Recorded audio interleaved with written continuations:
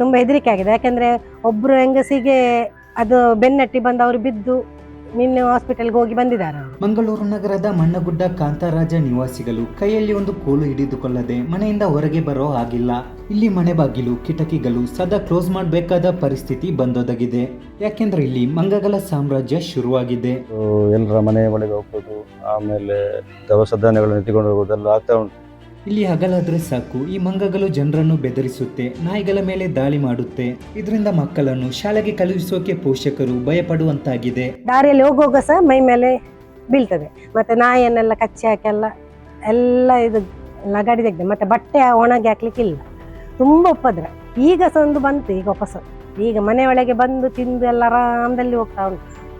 ಹಾಗೆ ಅದರದ್ದು ತುಂಬಾ ಉಪದ್ರ ಉಂಟು.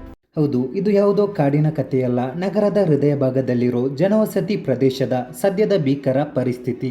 ಕಳೆದ ಕೆಲವು ವರ್ಷಗಳಿಂದ ಇಲ್ಲಿ ಮಂಗಗಳ ಉಪಟಳ ಮಿತಿ ಮೀರಿದೆ. ಮನೆಯ ಟೆರೆಸ್ ಮೇಲೆ ಒಣಗಲು ಹಾಕಿರೋ ಬಟ್ಟೆಗಳನ್ನು ತೆಕೊಂಡೋಗಿ ಮರದ ತುದಿಯಲ್ಲಿ ನೇತಾಕ್ತಾ ಇದೆ. ತರಕಾರಿ ಹಣ್ಣುಗಳನ್ನು ವಿಂಗಡಿಸಿಕೊಂಡು ಹೋಗುವುದು ಅಷ್ಟೇಕೆ ಇಲ್ಲಿ ಬರುವ ಮಂಗಗಳು ಮೀನು, ಚಿಕನ್ ಮುಂತಾದ ನಾನ್ ವೆಜ್ ಆಹಾರಗಳನ್ನು ಕೂಡ ತಿನ್ನಲು ಶುರು ಮಾಡಿದೆ.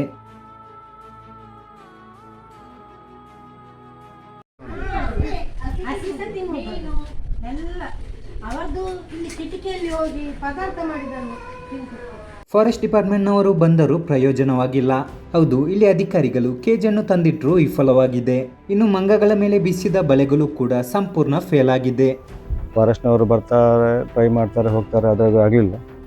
ಗೂಡಿಟ್ಟಿದ್ದಾರೆ, ಆಮೇಲೆ ಬಲೆ ಹಾಕಿದ್ದಾರೆ, ಅವರ ಕೈಯಿಂದ ತಪ್ಪಿಸಿಕೊಂಡು ಹೋಗ್ತಾ ಉಂಟು.